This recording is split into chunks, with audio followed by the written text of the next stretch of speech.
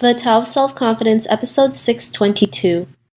Welcome to the Tao of Self-Confidence, where I share stories of amazing women who have discovered their inner journey to self-confidence. Visit our website at thetaoofselfconfidence.com. Your inner journey to self-confidence awaits. Well, hello, friend. Welcome to the Tao of Self-Confidence, where I share stories of amazing women who have discovered their inner journey to self-confidence. I'm your host today, Sheena Yap-Chan, and today I have an amazing lady on the show today. She's an author and an activist, and I'm really excited to have her on and share her story with us today on self-confidence. So without further ado, I'm going to introduce you to Justine Wentzell. Justine, how are you today? Maybe you can fill in a little bit more about yourself to the listeners.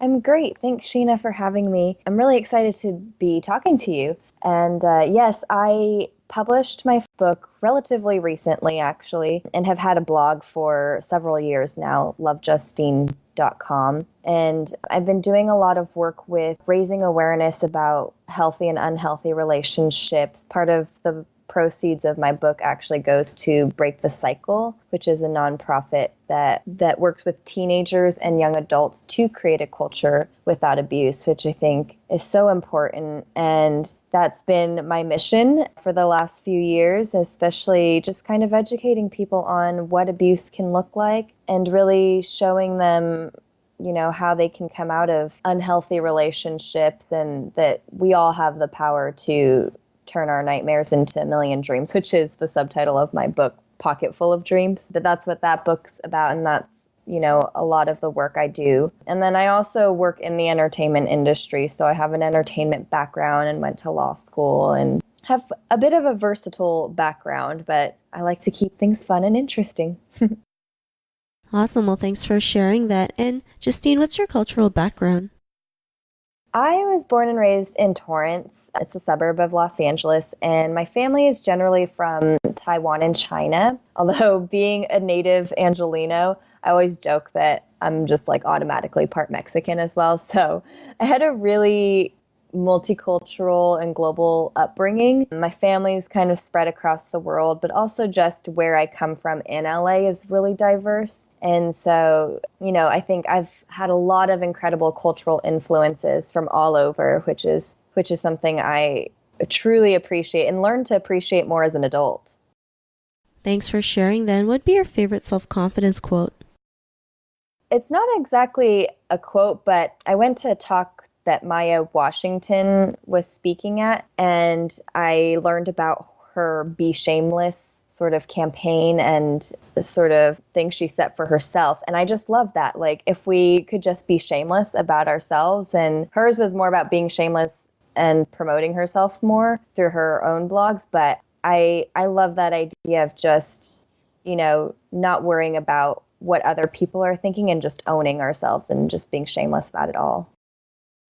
Thanks for sharing that. And I love how you mentioned, you know, be shameless. Sometimes, you know, women, especially as Asian women, it's really hard for us to be shameless because we feel like we have to live up to a certain, you know, persona, not realizing that, you know, we can go out there and be who we are. And, you know, sometimes I even put, you know, those little shameless plugs, I would say, right? But it's okay if we go out there and promote ourselves, especially when we're doing something that can help other people out there, right? I know a lot of women feel like it's wrong for us to go out there and, you know, put ourselves out there or, you know, promote ourselves out there because it's not proper or not ladylike or whatever what society thinks, right? But really is we can go out there and do that. We can be who we are. We can promote what we love and help others at the same time. So I really love that quote, or, you know, what Maya Washington was talking about, being shameless to go out there and promote ourselves. I think it's really important. So thanks for sharing that. And in your own words, how do you define self-confidence?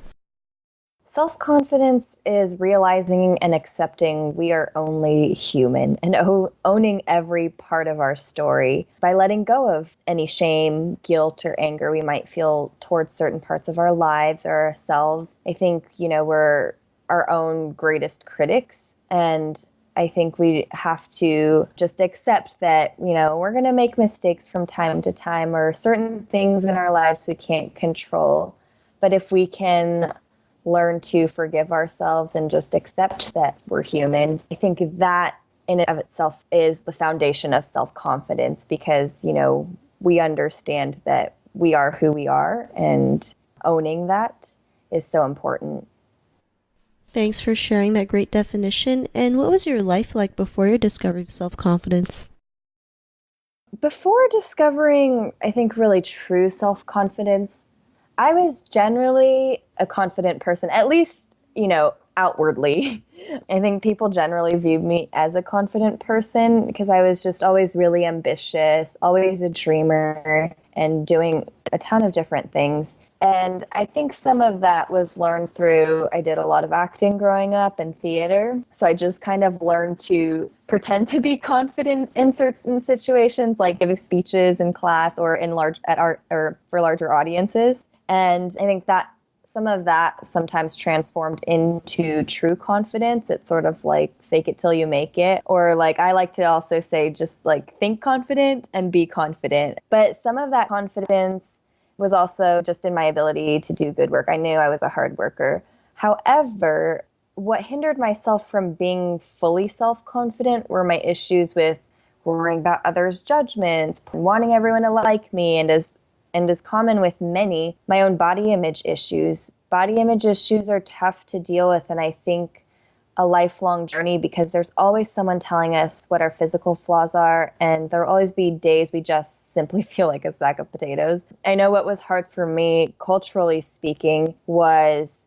that my mother, coming from Taiwan, she had a very particular idea of beauty, which is different to how I am. I'm a little curvier. Her idea of beauty was like, long legs, skinny frame. And that's just not how I was post-puberty. And so battling that and just kind of turning towards J-Lo really and finding self-confidence elsewhere. But again, battling like cultural, and the media does the same too, but battling these ideals of beauty that we've all created, that was really hard. And I think that's something I've just struggled with a lot in the past. Thanks for sharing that. And I think that's something most women deal with, the body image issues, especially like you mentioned, right? Most people think Asian people are like really skinny and, like thin frame. So it's like if you're bigger than a size 0, like something's wrong with you, but there's nothing wrong with you, right? You were beautiful just the way you are, and we're all different, right? We all are made differently, and that's fine. It makes us who we are. And it was that point in your life when you realized you can go out there and be who you are today. Like, what was that aha moment? I've had a few, and I'm thankful that they come at different stages in my life. But one happened shortly after I'd gotten out of a really abusive relationship, which is what I write about in my book, Pocket Full of Dreams. My family and I decided to go to Paris and London for a getaway. I just needed to get out and like get myself together. And it was a really strange experience. And I sometimes feel like it sounds surreal, but as soon as I stepped on Parisian soil, I just suddenly felt everything click back into place in my mind and my body. And it was like the heavens opened up above me to say, what am I doing? This is my life, and I have so much life to live. I need to take back the reins to my own life and own my life. So I made a conscious decision to live my life to the fullest. And I think making that decision set a confident tone for how I was going to live my life that point onward. And I'd mentioned body image issues for me, and actually only a few years ago when my husband and I were in RCIA, so this is the second aha moment, but a really significant one. RCIA is like the adult class for Catholic confirmation. We were both baptized as babies, but never completed the other sacraments to be quote unquote fully Catholic. And because we wanted to get married in the church, we had to go through this RCIA, and we went through it together, which was a beautiful experience. And it was during this course that it suddenly hit me. And first, I want my husband to always think I'm beautiful and be attracted to me. But I realized, how can he do that if I don't feel that way? If I'm always negative about my body, that negative energy will eventually wear him down. And no matter how much he tells me I'm beautiful and that he loves me, it won't matter because I don't feel it and I don't know it. So I knew I had to love myself so that he could love me too, or at least so that I could fully feel his love. And secondly, I also thought, well, God loves me so much, and how could I hate something he created and loves so unconditionally? And so as we prepared for Lent that year, I decided the thing I was going to give up was negative self-talk, and that is something I constantly practice now. I'm not always great at it, but I'll always stop myself or apologize to myself if I've said something negative towards myself. And I think having trained myself with that, that's really helped a lot with the confidence and just sort of reboosting myself as needed.